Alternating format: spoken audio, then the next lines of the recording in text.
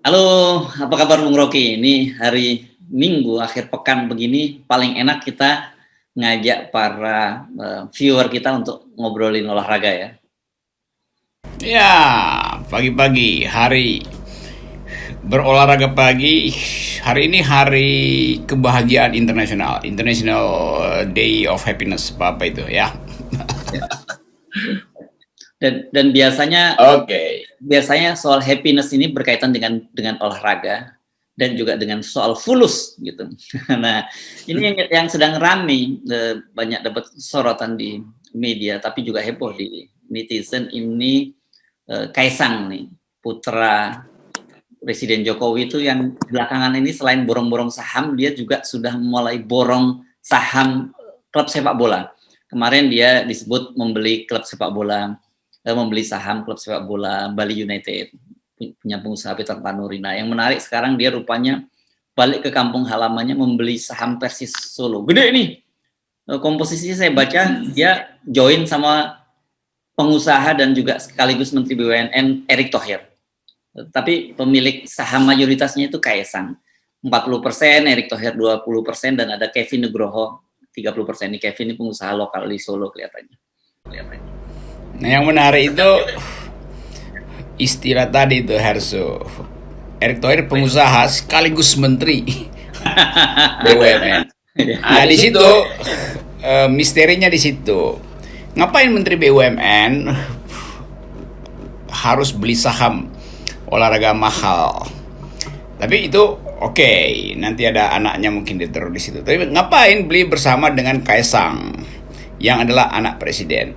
Jadi orang selalu ingin melihat kontrasnya tuh bahwa hobi untuk koleksi klub sepak bola itu hobi pangeran Timur Tengah tuh, yang kebanyakan uang itu. Tentu tentu ada alasan di balik itu ya tuh. Oke, sepak bola memang adalah bisnis yang nggak mungkin punah itu sebagai industri persepak bolaan. Apalagi di Indonesia. Di Indonesia semua orang nonton bola, semua orang ingin main bola, semua orang ingin bertaruh dalam bola. Jadi memang pasar bisnis sepak bola itu sangat mentereng dan prospektif. Yang jadi pertanyaan adalah mengapa anak presiden bersama-sama dengan menteri yang adalah bawahan presiden membeli sebuah klub sepak bola, kan itu pertanyaannya tuh. Sementara orang merayakan hari kebahagiaan internasional hari ini menganggap bahwa ada yang sedang menderita, yaitu Habib Rizik yang diojok-ojok untuk ikut sidang daring dan dia menolak itu. Jadi orang lalu lihat kontras. Bagaimana mungkin dalam keadaan ada peristiwa politik yang miris, tapi ada selebrasi di dalam peristiwa bisnis tuh. Nah, publik dalam keadaan semacam ini mulai bikin perbandingan. Apa maksudnya? Di belakang Kaisang ada Erick Thohir. Mungkin orang merasa jangan-jangan itu transaksi under table dan semuanya sebetulnya di bail out oleh Erick Thohir. Karena orang berpikir yang paling punya uang ya Erick Thohir gitu kan. Tapi untuk balancing, oke, ada saham yang dititipkan pada pihak ketiga. Tapi itu permainan bisnis lah. Yang ingin saya soroti adalah kepekaan dari masyarakat mendahului transaksi bisnis. Tentu semua orang ingin agar supaya klub sepak bola kita berkibar di internasional tuh.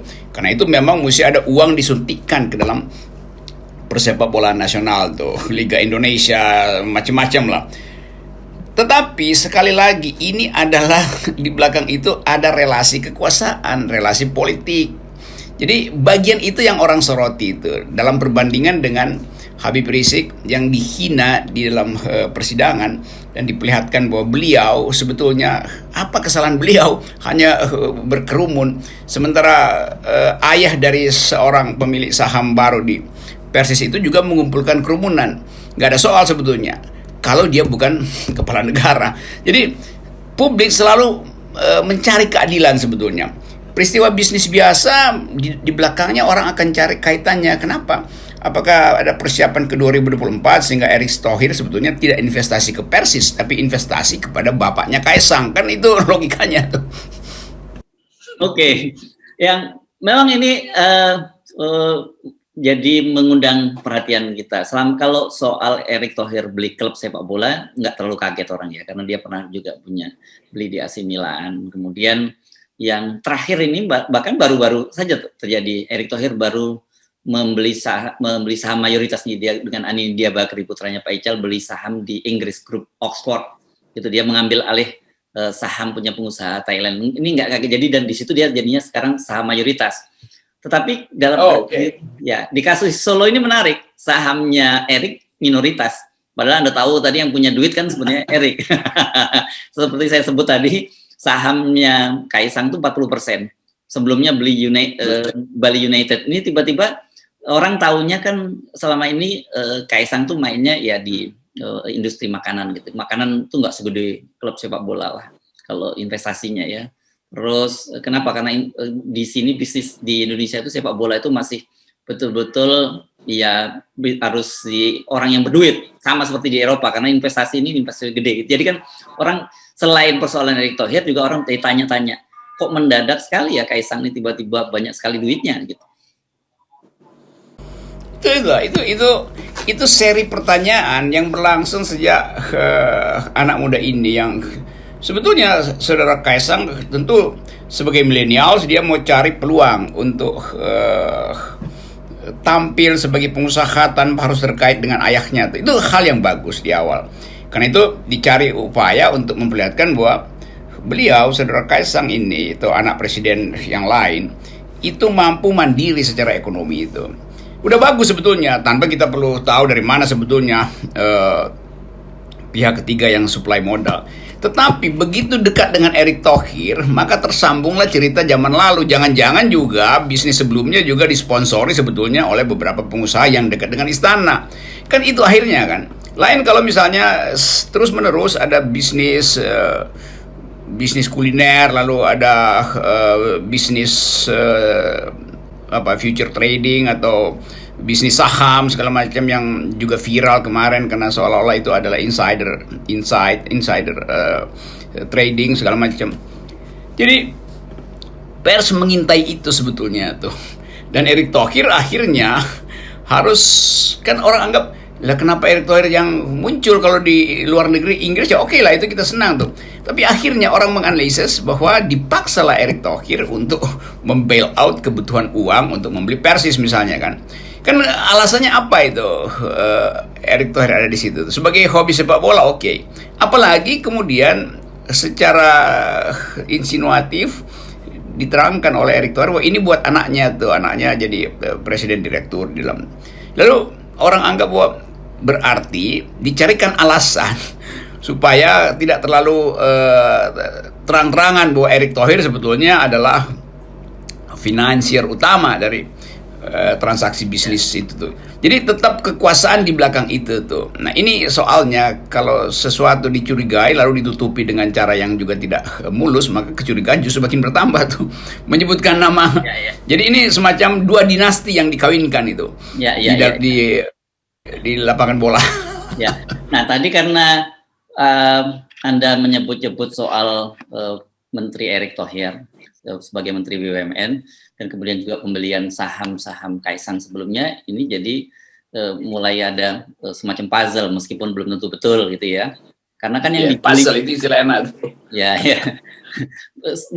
Meskipun kemarin yang dibeli, kalau saya jadi teringat karena yang dibeli oleh Kaisang itu pada waktu itu saham-saham milik BUMN seperti PN Gas, kemudian juga PT Antam, yang kemudian semua itu langsung melejit itu harga-harganya setelah diborong oleh Kaisang. Nah sekarang ini kalau kita ngomongin Persis Solo, kebetulan setelah saya baca-baca ini kan bagaimanapun ini salah satu janji dari wali kota Solo yang baru, Gibran, itu untuk tetap tidak akan menghidupkan kembali Persis Solo. Ya, ini walaupun kita berusaha untuk positive thinking, tapi tetap aja loh kok banyak sekali ya kebetulan-kebetulannya dan membentuk puzzle-puzzle tadi. Saya nggak mau sampai di situ dugaannya, tapi FNN selalu off the recordnya lebih tajam dari on the recordnya. Suatu waktu orang akan anggap ini Persis apa nih? Apakah semacam BUMN lokal? Kan nanti dianggap sebagai BUMN juga nih Persis nih. Jadi tetap analisis political economy dipakai untuk mengurai tanda tanya yang sejak awal diberikan oleh publik terhadap aktivitas bisnisnya istana itu, termasuk anak-anak presiden. Nah, makin lama nggak mungkin lagi disembunyikan sesuatu yang sebetulnya dikenali oleh publik melalui rumors, melalui gosip, melalui analisis Hersubeno point of view tuh, melalui FN of the record. Jadi sebetulnya puzzle ini sudah terbaca dari awal, tinggal kita tambah-tambahin sedikit. Apa namanya itu, kayak anak kecil dia merasa dipindahin dikit deh potongan puzzle itu tuh sebagai mainan tuh. Tetapi di kepala publik puzzle itu udah selesai bahwa ini adalah bisnis yang dikawinkan dengan politik kekuasaan. Bukan demi Liga Indonesia, tapi demi Indonesia 2024 tuh, demi politik Indonesia 2024 sebetulnya tuh. Jadi semacam upaya untuk menyembunyikan ambisi kekuasaan terutama oleh Erick Thohir. Padahal sebetulnya dari awal ya dia declare aja bahwa saya berambisi jadi Presiden Indonesia 2024 supaya ada persiapan yang transparan. Jangan sampai kecurigaan bertambah bahwa permainan saham kemarin, insider trading lewat Twitternya Saudara Kaisang, sebetulnya itu adalah under table transaction yang sudah diatur oleh Menteri BUMN. Kan itu yang mesti kita hindari kan. Nanti dianggap bahwa saya dan FNN ingin kait-kaitkan itu. Bukan, publik merasa itu. Karena tetap Erick Thohir itu setiap kali tampil di publik ada lambang negara di dada kirinya kan. Emblem itu tuh. Jadi itu sebetulnya yang disebut sebagai siasat politik yang disembunyikan seolah-olah itu transaksi bisnis murni itu. Oke, saya kira karena tadi Anda menyinggung soal FNN, soal off the record dan Hersubeno point, saya mesti declare juga kepada publik bahwa sebagai wartawan tuh kita dilatih untuk setiap kali menerima semua informasi harus bersikap skeptis. Kenapa dengan skeptis itu kemudian kita mencari tahu kebenarannya, dan kalau memang terbukti itu faktanya memang kebenaran seperti itu ya kita terima kebenarannya. Jadi tidak terus-terusan nyinyir begitu. Ini jadi dalam rangka menjalankan itu tadi, verifikasi. Jadi proses verifikasi itu penting Bung Rocky, mesti kita sampaikan ya. Iya, jadi publik harus tahu bahwa sinisme publik itu yang diwakili oleh pers, oleh FNN, itu dimaksudkan justru untuk menjawab pertanyaan besar publik tuh.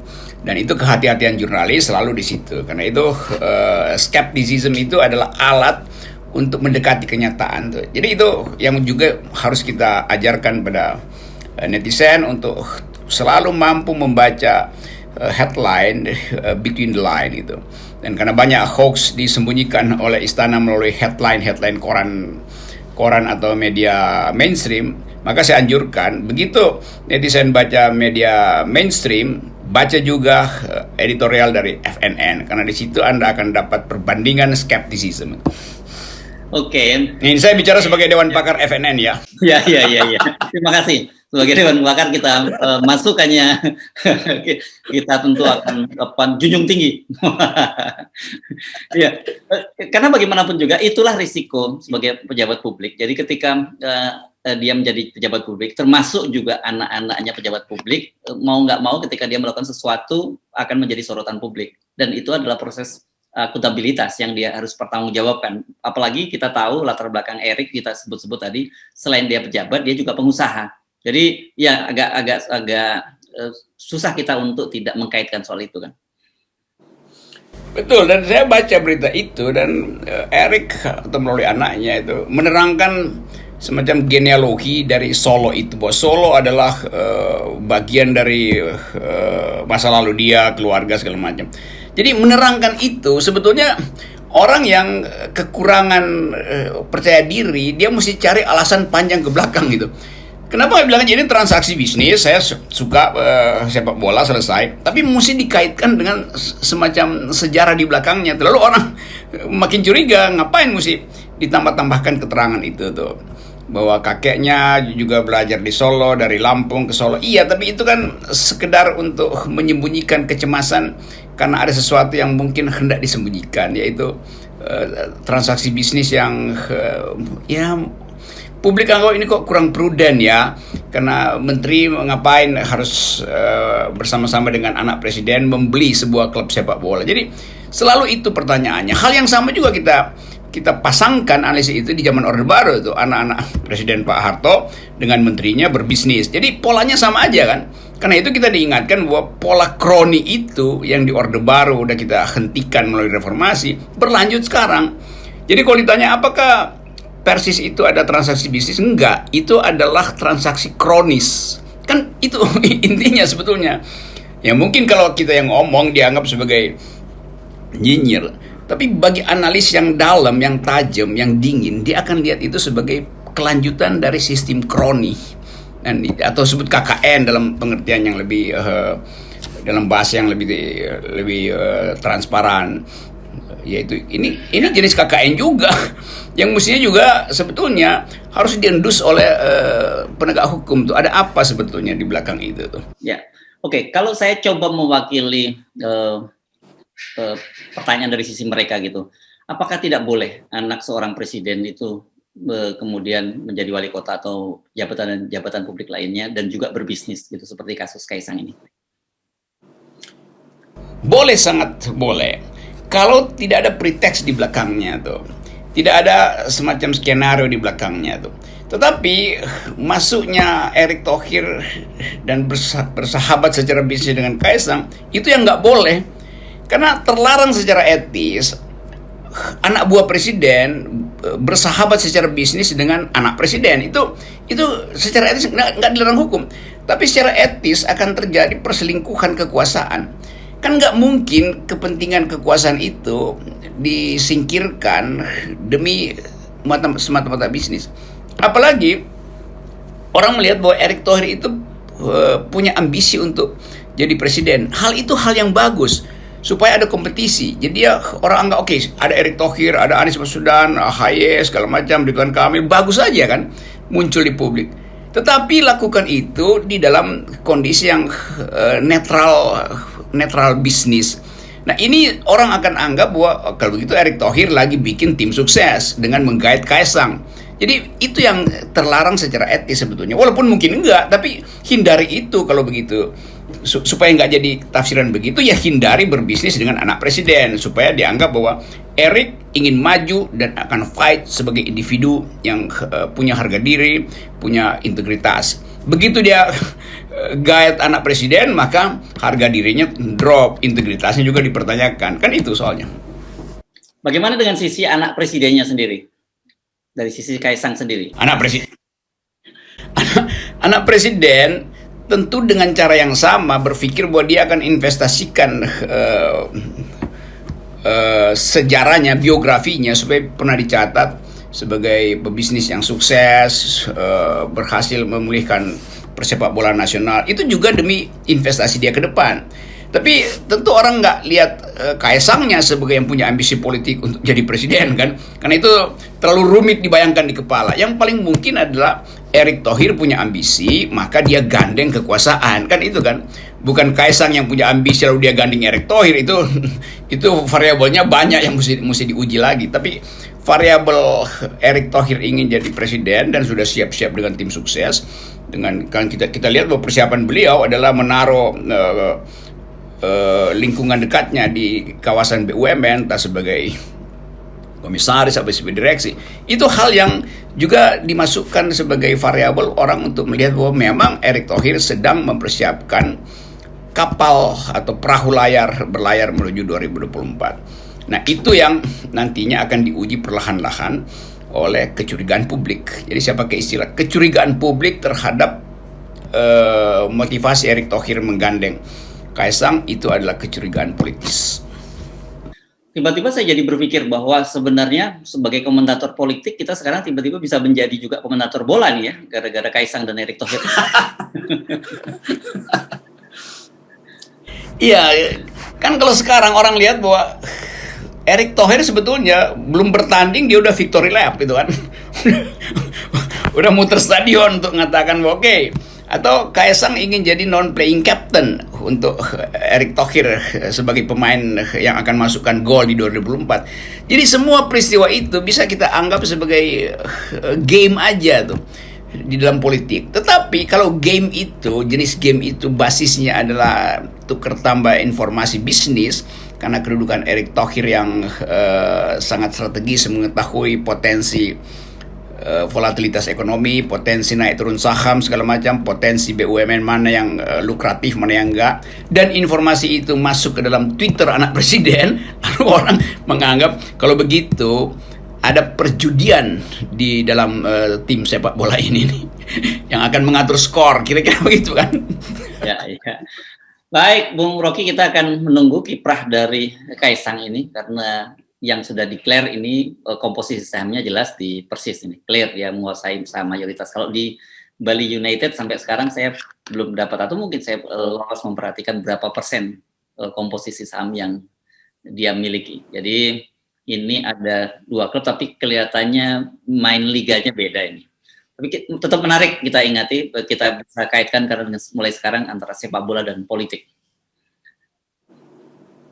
Iya, kita anggap bahwa persiapan Liga Indonesia sudah dimulai dari Solo, dan mudah-mudahan ada wasit yang bisa meniupkan peluit panjang tanda istirahat sementara terjadi pertukaran pemain dan orang bertaruh lagi bahwa siapa yang sebaiknya dimenangkan di dalam peristiwa 2024 nanti itu. Kue sera-sera. Baik, terima kasih Bung Rocky. Sip.